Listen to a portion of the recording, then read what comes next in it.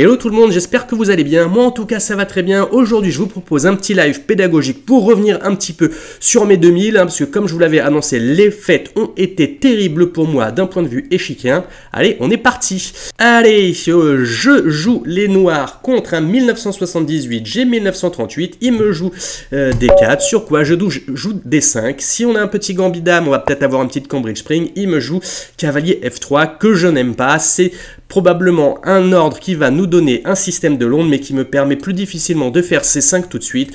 Donc là-dessus, je vais jouer cavalier F6, c'est peut-être directement un fou F4. Non, il veut plutôt se mettre en mode catalane ou King Indian Attack, bref, avec un fou en fianchetto, ce que je n'aime absolument pas. Donc, je vais jouer C6 pour bloquer un petit peu ce fou, jouer du cavalier C7 pour pouvoir jouer E5 rapidement. Comme je disais, le fou en fianchetto, cavalier D7, dame C7 pour jouer E5, replacer le fou. En plus, les cavaliers se protègent entre eux, ils vont éviter les problèmes de clouage, mais avec le fianchetto, ça marche pas parce que H6 forcerait l'échange ou le retour du fou. Mais donc, voilà, je vais continuer sur ce que je disais. Cavalier, dame C7, E5, et il me joue C4 tout de suite. Alors, question, est-ce que je risque de devoir jouer avec, j'allais dire un pion isolé, mais peut-être pas. Parce que sur pion prend, cavalier prend, j'ai plus E5 sur pion prend, cavalier prend. E5 tout de suite, pion prend, cavalier prend, pion prend, cavalier prend, dame prend, et mon cavalier est bien installé. Non, bah du coup, je pense que je peux jouer E5 maintenant. Et je suis très content d'avoir récupéré du centre, libéré un petit peu ma position. Je vais pouvoir aller jouer fou E7. Alors, fou D6 va se heurter au mur du fianchetto. Et en plus, sur cavalier prend, fou prend, il y aurait pion prend, cavalier prend. Et je risquerais de devoir jouer avec un pion isolé. Donc, je vais plutôt faire fou E7. Là, il va faire probablement du cavalier prend, dame prend, cavalier bouge, regagne un temps sur la dame. Et replace ses cavaliers. Mais je ne suis pas certain que ce soit si mal pour moi.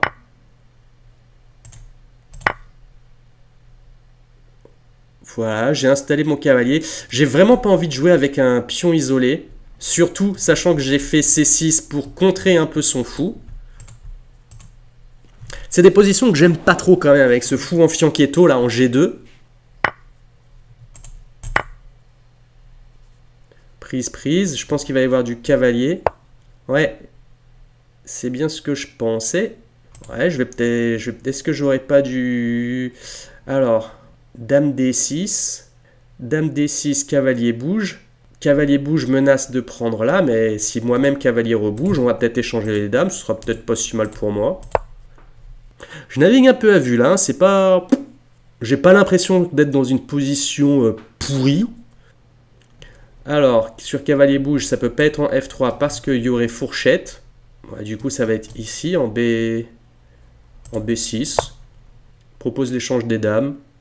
S'il échange pas et qu'il fait pas E5, je vais peut-être juste faire fou G4. Fait le petit clouage, force plus ou moins l'échange des dames. Ou en tout cas, un mouvement de sa dame à lui. Ok, il bouge sa dame pour me forcer potentiellement à aller bouger la mienne, mais... Ouais, sur tour ici, avoir dame là, et il va y avoir roc, et puis tour D8. Hein, j'ai pas l'impression que il y ait quoi que ce soit de très grave par ici. Probablement que je veux que mon fou contrôle cette diagonale pour qu'il ait pas de pion E5, pion E6. Ok. Il a développé son fou sur cette diagonale. Ok. Bon. Titille un peu ce pion là, même s'il est protégé pour l'instant. Mais je vais juste gagner du temps, roquer, mettre mes tours sur la colonne D. Il a un pion central, mais qui bouche un petit peu son fou. J'ai absolument aucune idée de comment évaluer cette position. Autant vous dire... Néanmoins, je me sens ni perdu, ni mal en point. Même si j'aimerais pouvoir roquer rapidement dans de bonnes conditions. J'aime pas trop avoir mon roi aux fraises comme ça. Je suis très content d'avoir ce petit C6 B5 pour qu'au final son fou ait assez peu de possibilités de vie. Ok. Ok. Il attaque ma dame. Je pense dame B6. Dame B6 lui empêche de faire d'expansion à l'aile dame. Dame D6, il va faire quoi? Tour ici, gagne un temps. Ouais, donc c'est peut-être plutôt Dame H. Dame A4, gagne un temps. Comme ça, sur tour ici, je vais commencer à attaquer beaucoup sur cette case-là. Est-ce qu'il a les possibilités? Non, a priori. Donc, Dame ici me paraît pas mal. S'il veut faire du tour pour chasser ma dame, je vais peut-être avoir des dames récupère pas ici. Ouais, ça, je le sentais bien, des attaques comme ça. Ok, bon. Il va vouloir probablement empiler après ça. Ok, mais là, il va peut-être me laisser des possibilités de fou gagne du temps. Hein. S'il empile, j'ai peut-être du cavalier H. Ah, attaque le pion. Il va être obligé de bouger par ici. Et peut-être, j'ai peut-être le cavalier qui va pouvoir rebondir. Ouais, ça, j'avais dit.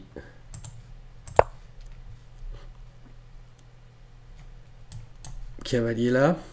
Cavalier là, je pense juste tour D8. Et s'il prend, je récupère avec la dame. Il a la paire de fous. Son fianchetto, je sais pas trop ce qu'il va en faire. Sachant qu'il est bloqué par son propre pion. Et en plus, il va se trouver avec un mur avec mes pions. En revanche, si lui ne fait pas cavalier G5 tout de suite, peut-être qu'il va falloir que je joue H6 parce que tant que possible, j'aimerais éviter de perdre ce fou de case blanche. Non, il préfère attaquer madame. Alors, est-ce qu'il n'y a pas des trucs... Ouh, là c'est peut-être une erreur parce qu'il bloque la couverture d'ici. Donc, j'ai dame prend, attaque la tour. Et sur cavalier bouge, j'ai échange des dames, sachant que je viens de gagner, un pion. Ouais, je pense que ça, c'est pas mal pour moi. Sur dame prend... Tour prend, j'ai un deuxième pion qu'il peut avoir, sachant que le cavalier est bien bloqué ici, et s'il essaie encore de me rattraper ici, je vais peut-être pouvoir revenir en attaquant la tour, donc du coup, ça, je pense qu'il y a un petit gain possible quelque part.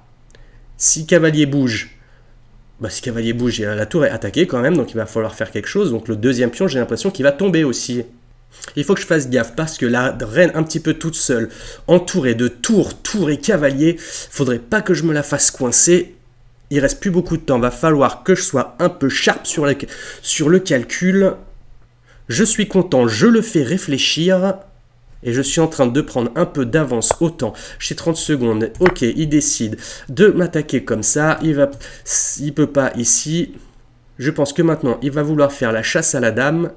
En revanche, je vais peut-être pouvoir activer mes fous aussi. Je vais peut-être aller demander, ramener du renfort avec les tours.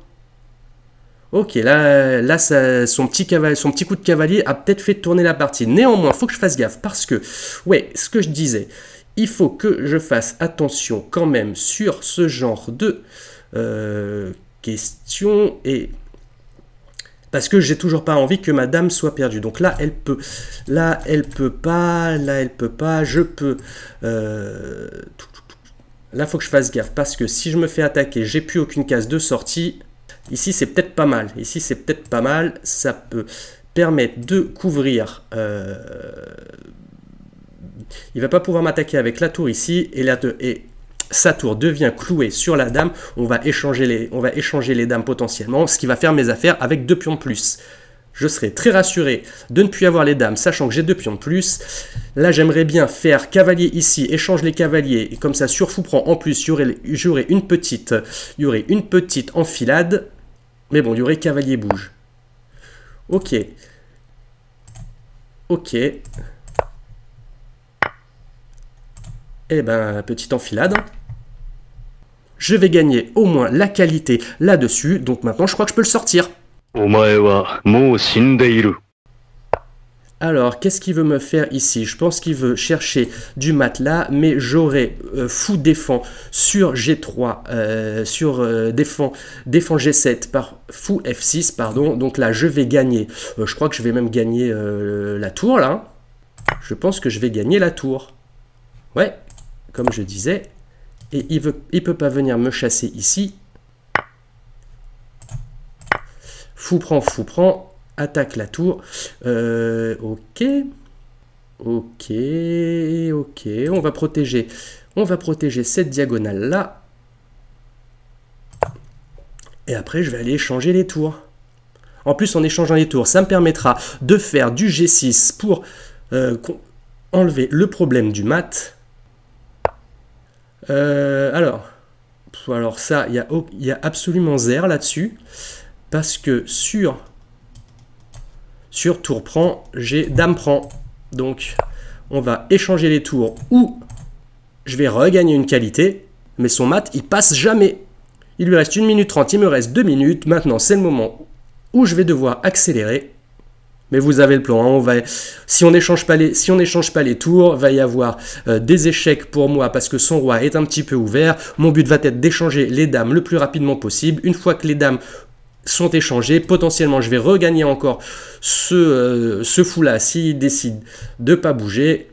Il tanque encore du temps alors qu'il lui reste à peu près qu'1 minute. Je pense que lui aussi fait partie de ceux-là qui n'ont pas forcément envie ni d'abandonner, ni de s'avouer vaincu par un mec qui a 40 points de moins que lui dans une position désespérée. Je suis à plus 7 de matériel et son attaque, elle a rien du tout. Donc ok, c'est peut-être une réflexion legit, mais à 35 secondes de la fin et moins 7 de matériel, ça sent plus le mec qui veut pas lâcher. Ça marche absolument pas parce que je peux m'en aller sur échec et récupérer la tour derrière. Du coup, c'est le moment qu'il a choisi pour abandonner. Merci, monsieur, dame. Hi-ha. Allez, petit tour d'analyse, on est parti.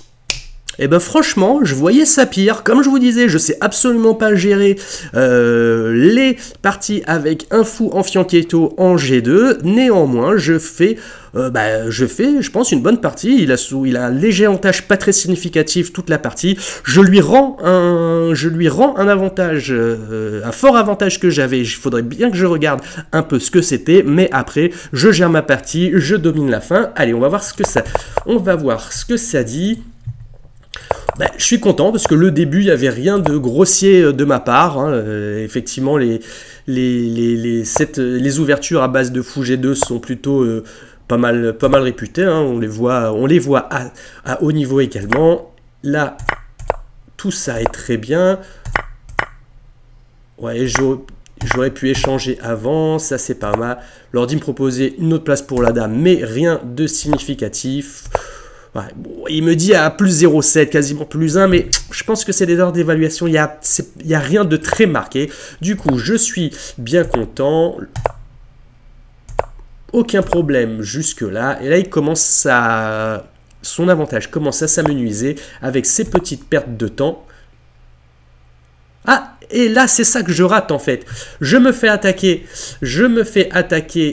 et je vois la tour protégée, sauf que j'oublie que le cavalier est cloué sur la dame, ce qui donnait un petit dame prend tour, cavalier prend dame, fou prend dame, cavalier prend fou, et je gagnais la qualité là-dessus.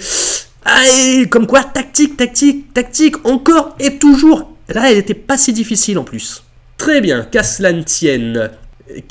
Donc dame B3 rate la tactique, fou repart, ça va encore, et là encore énorme erreur des blancs, et celle-là je l'ai bien trouvé pour le coup, parce que dame prend était le coup correct, et sur tour vise la dame, tactique encore, je rate. La tour en 1, je prends le pion, alors qu'il y avait dame prend tour. On aurait pu plier la question depuis avant. Ouais, on sent qu'il me reste encore un petit peu de maladie quand même là. Bon, du coup, je récupère le pion. Est-ce que c'est vraiment nécessaire de continuer énormément l'analyse à partir du moment où je rate une tour en 1? Je ne suis pas sûr. Tout le reste, c'était de la gestion. Là-dessus, il m'a un peu aidé. Anyway, on va s'arrêter là. Je pense qu'à partir du moment où si dans les parties, il y a des tours en 1 qui se voient, la conclusion est claire et rapide. Faire plus de tactique pour jamais rater ce genre de truc. En tout cas, si la partie vous a plu, n'hésitez pas à me le dire dans les commentaires. Comme d'habitude, le petit pouce, l'abonnement et surtout le partage, ça m'aide et ça fait plaisir. Pensez à la petite cloche pour ne rien rater. Et en attendant, je vous souhaite une bonne journée, des bonnes parties. C'était Fred Kamarou, out.